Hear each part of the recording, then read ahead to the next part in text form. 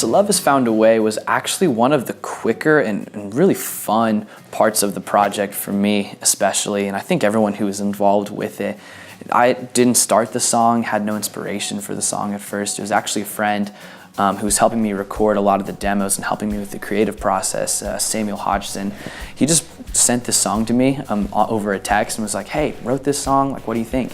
And I remember hearing it and I loved the melodies, I loved the music, but I felt like the lyrics were kind of just like all over the place and like it wasn't something that I was like necessarily drawn to. So I kind of like texted him back, man, like I love it. Like, is it cool if I mess with the lyrics a little bit? And he was like, yeah. So he kind of had just this central theme of, I'm thankful for your love.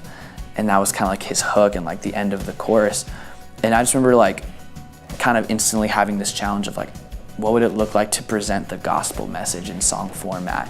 I think a lot of songs kind of present parts of the gospel. My goal was like, how much of the gospel can I engulf in this song around this theme? And so I just kind of started writing, and that's where the verse came from. You know, from heaven's throne you came to chase the heart of man, restoring what was lost. Love is found a way. How we crossed the great divide where no one else could reach, revealing truth and grace. Love is found a way. I loved that it was really, it's kind of a creative way to present who Jesus was and what he did.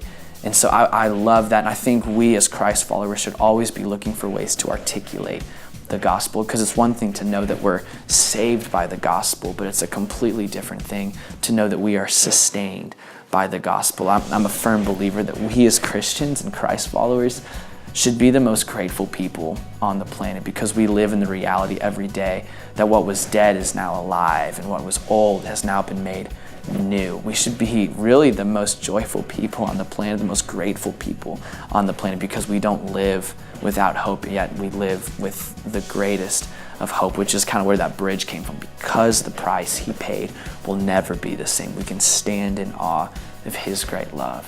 So my hope and my heart for this song is that it would bring fresh language of gratefulness and thankfulness, and even just kind of a childlike wonder of the gospel. And I think even just this song and the way it sounds embodies that. I mean, every time we were recording it or just listening to it or even demoing it, it was just everyone in the room just always kind of like just grooving to that beat, because it was just like one of those songs that was just fun to listen to. But I think it just kind of captures what I was saying earlier, like that childlike wonder of the story of the gospel. And I think we as Christ followers are in great danger if we ever get used to the cross, if we ever get used to what Jesus did. And so my heart is that this song will be a fresh declaration of the gospel and the story of Jesus.